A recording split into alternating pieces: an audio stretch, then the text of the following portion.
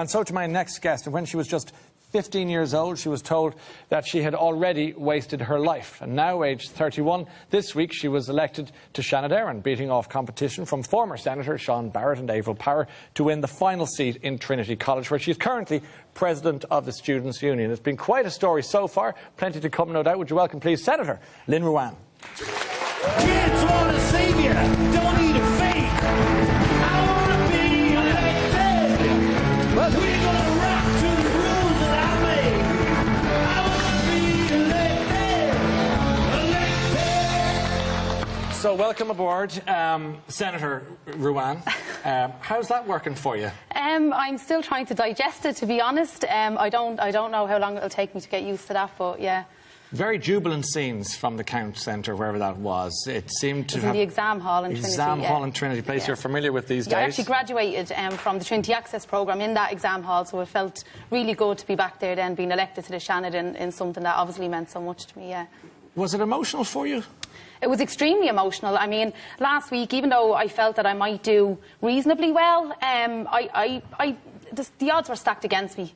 I mean, I think David Norris might have been the last person to unseat an incumbent. Yeah. And I also think I might be the first person to get in on their first run. So I had them things in mind as I entered into the race, and I was already on active link last week, trying to line up my next piece of work, whether it was to go back into the addiction sector or the homeless sector.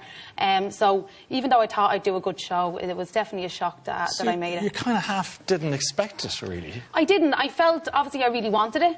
But, you know, just trying to be rational and reasonable and just expect that, you know, the odds manage were against the expectations. Me. Yeah. The odds against you in what sense? Just the things you've just mentioned, the first time out, all those sort of things. Is that what you mean? And obviously profile is a big thing, and obviously Avril Power has been amazing in her time in the Seanad, and I felt that when she was in the race as well, that might have lessened me chances, and so I was just trying to keep calm and grounded and all. Well, it worked, and congratulations Thank to you. you. Tell us a bit about yourself, would you, and your story going back to when you were little and the circumstances growing up. Where did it all begin, and how was life as young Lynn? Well, my life started off well. I came from a very good home, very loving home.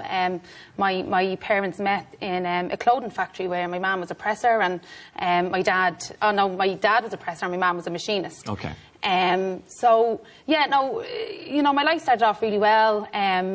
It was more when I moved into the education system that things kind of didn't go my way. Yeah. I didn't kind of feel that the system of learning that I was in suited me. It wasn't actually till I read Padraig Pearse's Murder Machine that I was like, that's it. Sure. You know, that's it. That can explain my education. Funny you should get a second mention tonight under the circumstances. But there you are. But the education system, it's peculiar because you obviously have this massive brain, but the system didn't suit that brain. I don't think so. I learned through participation, I learned through conversation. Yeah. And I felt that I wasn't allowed to do that in school. I felt they had a curriculum to stick to. Yeah. And if you tried to bring them off that, they kind of seen you as disruptive, or they labelled you as, you know, kind of disrupting the class or distracting people. You know, so, yeah, no, I struggled throughout that. You know, I had some really good teachers along the way, but some I didn't get on with too well. I was quite rebellious in school and trying to kind of challenge how things were. But as I went on, I was good at sport, so I tried to channel myself through sport. Yeah. But yeah, so when I was about 13, then I had quite a negative experience where I witnessed the death of a friend, and that kind of really then spun me out of control. What happened to your friend? Well, it was a road accident when we were very, very young, and I suppose at the time I just got up and got on with it and tried to go to school, but it was the first time I'd kind of experienced death, and such a young death, and I kind of felt that I had to squeeze all my life into a very, very short space of time, because I realised that I might not live long enough to do the things that I want to do. You had a mortality check at 13. Yeah. Which is tragic in some ways, because it led you down the wrong road. Yeah. So if in your bid to try and live everything in a certain quick amount of time, what did you do?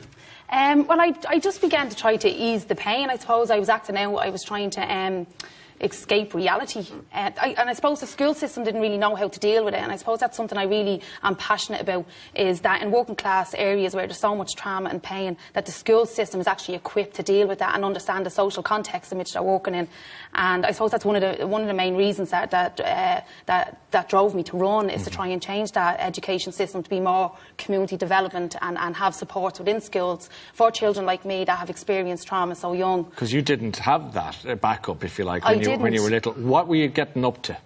What messing were you doing? I was, robbing, doing drugs, anything that would just take me out of the pain, I suppose, that I was feeling, and it was just a short-term escape, I suppose. Okay, and did you do heroin?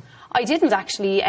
Luckily, I'm not going to lie and pretend I didn't want to, because I did, and I looked and I wanted that escape. Yeah. So it was booze. Yeah, recreational drugs, Yeah. Cocaine, ecstasy, cannabis, At 13? things like that. At 13, yeah. How do you get your hands on that at 13? Well, I don't know. It's available, it's accessible, it's there, You have to pay for it. You do have to pay for it.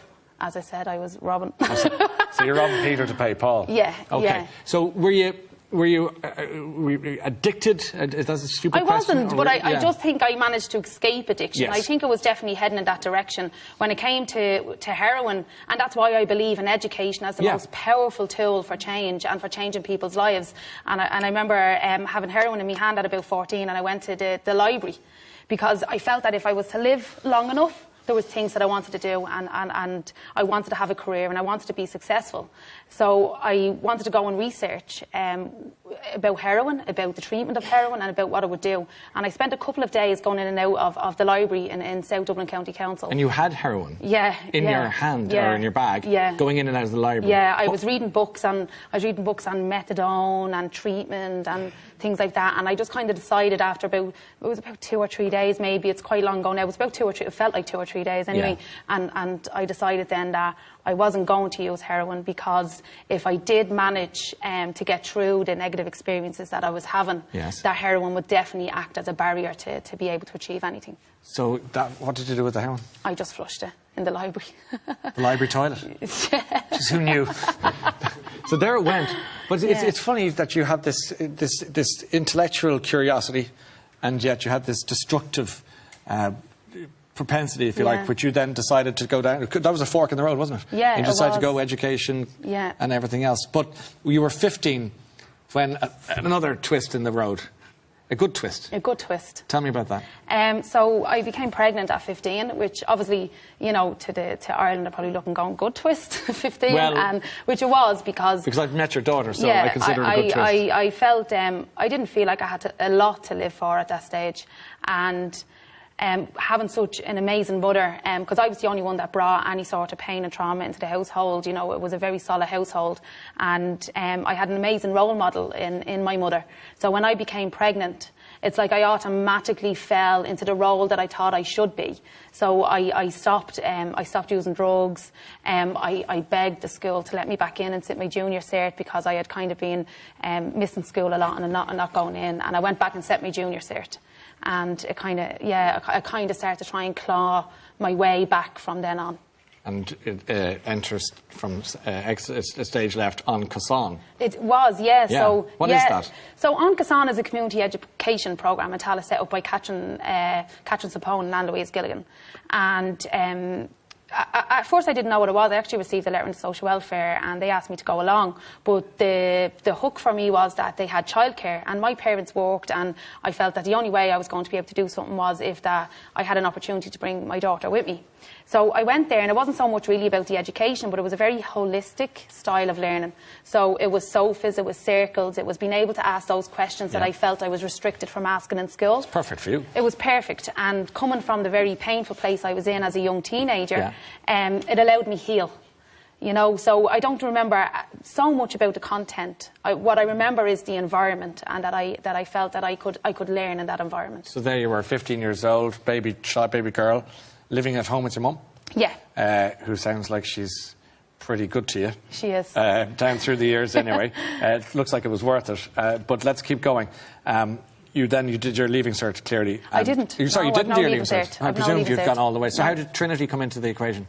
So when I decided to go to Trinity, what happened was I was working in the addiction and homeless sector. And I was going to say, before I move on from homeless sector, go on. One for Ireland is trying to raise €1 million today. Yes. And they are past Trinity students. So if you actually text that, and if you go on to oneforireland.ie, they're actually just trying to raise €1 million one day for the homeless sector. So I'll just use that intervention there to get that well out. Said. Everyone online, sort it out. Okay. So I went on to work in the addiction and homeless sector for years, and I absolutely loved it there. And but after the services were absolutely decimated by cuts during the recession, I decided that I really couldn't do much on a mass scale. That I didn't have the language. I felt that I couldn't communicate what was going on, and I decided to go back to education. And a few years previous to that, I had walked through Trinity just by an absolute accident because somebody said I could cut through there, and it was absolutely lashing rain, and they said, no, you can go through to get to Westmoreland Street. So I remember going in, and the calmness and the safety, and everyone gives out about the walls, and I will too, and of course I want to tear them down in terms of culturally and financially allowing students from all areas to be able to access education. But there's an awful safety in that walls as well, and I remembered that, and I decided that I wanted to go to Trinity. And I went through the Trinity Access programme. So because I'd no Leaving Cert, that's where I gained a year in education that allowed me to go on then to do my undergrad. You became president of the Students' Union in Trinity. Probably not in a typical mould of Trinity Students' Union presidents past, which would be different. It would probably be people that came through the conventional route to education. A lot of young men, I've seen not mature students. Maybe a couple of mature students along the way, but it was actually the past president that encouraged me, and it made me think about it, and I said, you know what, I've been involved in activism in the wider sense for many years, so I couldn't really ignore the fact that there was plenty of opportunity to change things also within the college setting, so that's why I ran. Let me ask you about the article I wrote in the Irish Times last February, because I know it's close to your heart, and it's important for, I think, a lot of parents and their daughters probably as much as anything else watching tonight, which is, I'll give you a quote and you can talk to me about it, which said, you talked about losing your virginity. You don't mind me bringing this up, obviously, because it's something that you'd like to talk about. You said, I did not know how not to give consent. I do not think I'm alone in this. You were 13 years old. Talk to me about that, not knowing how to not give consent. So where that article was actually born from was the Students' Union brought a motion forward to put together sexual consent classes for Trinity, and there was an awful backlash from that, and there was quotes like Trinity are teaching young men how not to be rapists, and I just felt that the wrong narrative was going out, and I felt compelled to give my own story and why I felt consent was extremely important. My parents never talked to me about sex, and I suppose that's very much, it was a generational thing. Irish thing as well. You know, where that has changed a little bit now, and I wrote that article because I felt at 13 I was too young, I wasn't emotionally ready.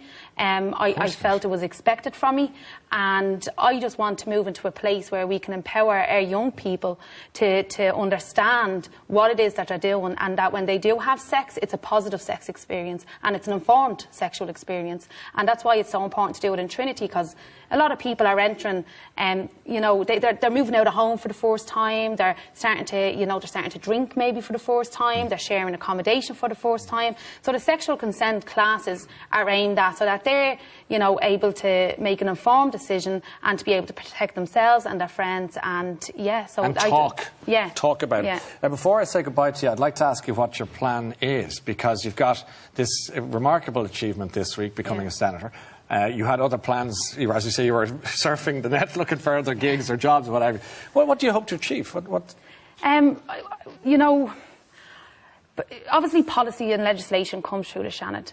I want to be the person that talks about the people that are behind them policies. I've been a victim of bad policy that has come through the Dáil and the Seanad. The people that I've worked with in the hostels, in communities, in addictions, what made sense to me mostly about what I think I'm going to do is, my friend texted me yesterday and he said, you have one foot in the Parliament and one foot in the community, and that's what I want to do. I want to keep a piece of me in both of them and try and bring them together and make politics as representative to people that are underrepresented within the political Your mum's here tonight, Bernie, and Jordan and Jaylin are here today, isn't that right? And they're, all three of them are very welcome. I just wanted to point them out because your mum deserves a good slap in the back and a round of applause, I think, if nothing else. She must be a proud mum today.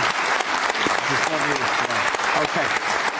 Well done on all your achievements. Thank you. Good luck with everything. Thanks for coming to see us. Thanks Ladies and very much. gentlemen, Senator Lynn Ruane joining us live on the show tonight.